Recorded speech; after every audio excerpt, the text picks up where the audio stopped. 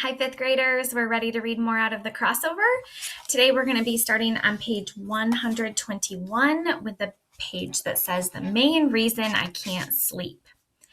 The main reason I can't sleep is not because of the game tomorrow night, is not because the stubble on my head feels like bugs are breakdancing on it, is not even because I'm worried about dad. The main reason I can't sleep tonight is because Jordan is on the phone with Miss Sweet Tea, and between the giggling and the breathing, he tells her how much she's the apple of his eye, and give me a break.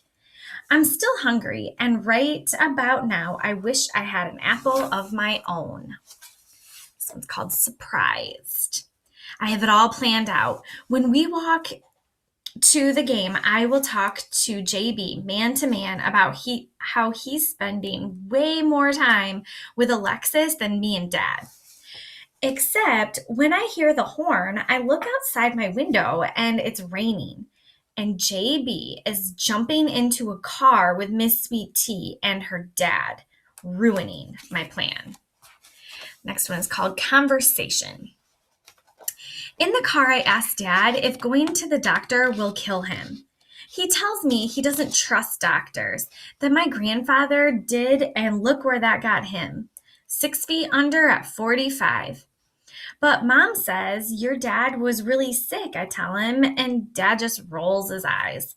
So I try something different. I tell him that just because your teammate gets fouled on a layup doesn't mean you shouldn't ever drive to the lane again.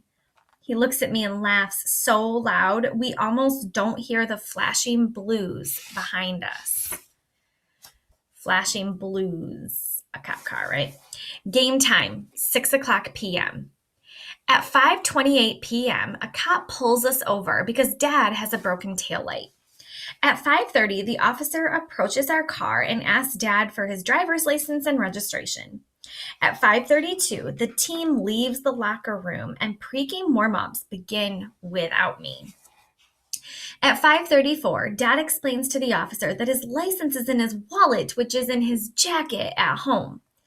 At 5:37, Dad says, "Look, sir, my name is Chuck Bell, and I'm just trying to get my boy to his basketball game." At 5:47, while Coach leads the Wildcats in the team prayer, I pray Dad won't get arrested. At 5:48, the cop smiles after verifying Dad's identity on Google and says, "You the man!" At 5:50, Dad autographs a Krispy Kreme napkin for the officer and gets a warning for his broken taillight. At 6:01, we arrive at the game, but on my sprint into the gym, I slip and fall in the mud. Splat. This is my second year playing for the Reggie Lewis Wildcats, and I've started every game until tonight. When coach tells me to go get cleaned up and then find a seat on the bench. When I try to tell him it wasn't my fault, he doesn't want to hear about sirens and broken taillights. Josh, better an hour too soon than a minute too late, he says, turning his attention back to JB and the guys on the court, all of whom are pointing and laughing at me. Okay, basketball rule number 6. A great team has a good scorer with a teammate who's on point and ready to assist. Okay, here's another play-by-play. Josh's play-by-play. At the beginning of the second half, we're up 23-12. I enter the game for the first time. I'm just happy to be back on the floor. When my brother and I are on the court together, this team is unstoppable, unfadable, and yes, undefeated. JB brings the ball up the court, passes the ball to Vondi. He shoots it back to JB. I call for the ball. JB finds me in the corner.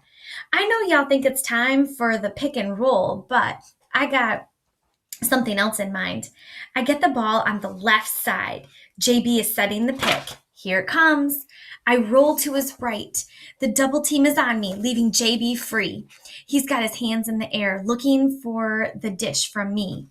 Dad likes to say, when Jordan Bell is open, you can take his 3 to the bank, cash it in, because it's all money. Tonight, I'm going for broke. I see JB still wide open, McDonald's drive-thru open, but I got my own plans. The double team is still on, like is still on me like feathers on a bird. Ever seen an eagle soar so high, so fly, me and my wings are, and that's when I remember my wings are gone. His hair, right? His dreadlocks. Coach Hawkins is out of his seat. Dad is on his feet screaming. JB's screaming. The crowd screaming. Filthy! Pass the ball! The shot clock is at 5. I dribble out of the double team. 4.